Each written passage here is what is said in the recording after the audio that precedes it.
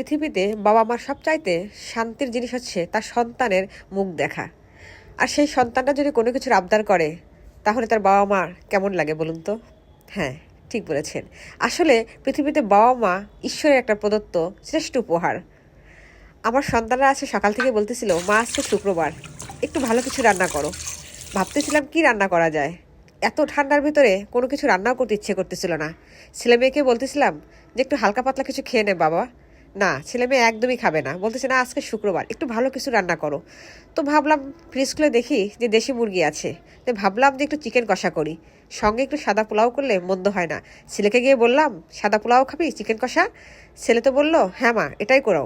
তো যাই হোক, প্রচণ্ড ঠান্ডা, একদম হাত পা বের করা যাচ্ছিল না।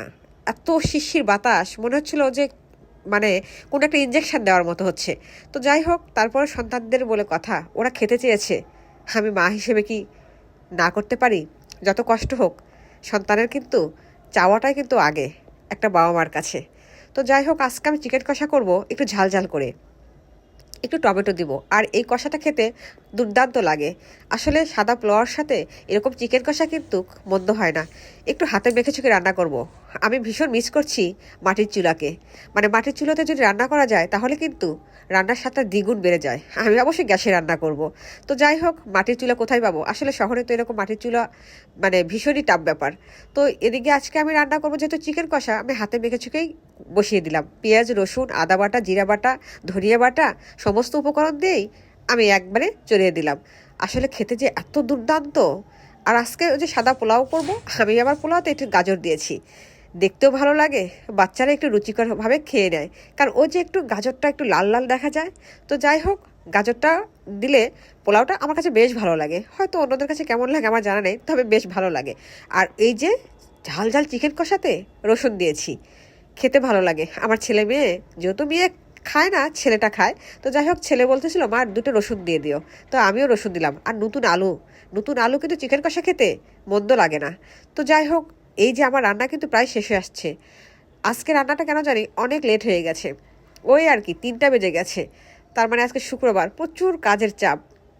তারপরে ওই কাজের চাপে বাচ্চাকে নিয়ে যাওয়া আসা করা, শুক্রবারেও এখন বাচ্চাদের যেন কোনো ছুটিই নেই, কোচিং থেকে প্রাইভেট।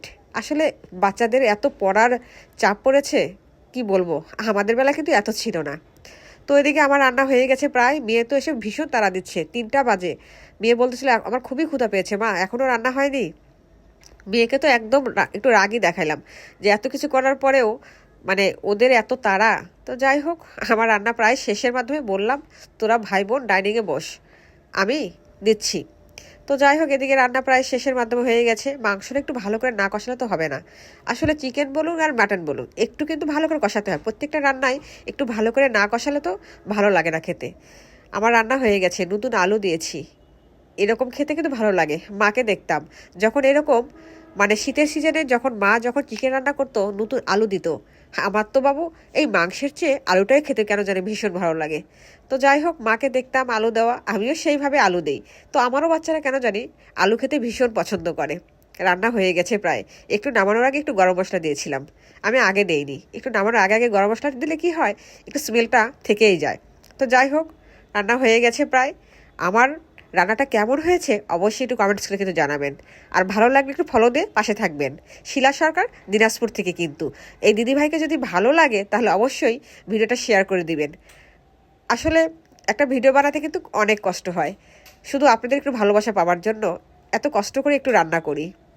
আসলে রান্না কিন্তু একটা মেয়ে এত পরিপাটি করে না, কারণ একটা পরিপাটি রান্না করতে অনেকটা টাইম লাগে। তো এদিকে আমার হয়ে গেছে মেয়ের জন্য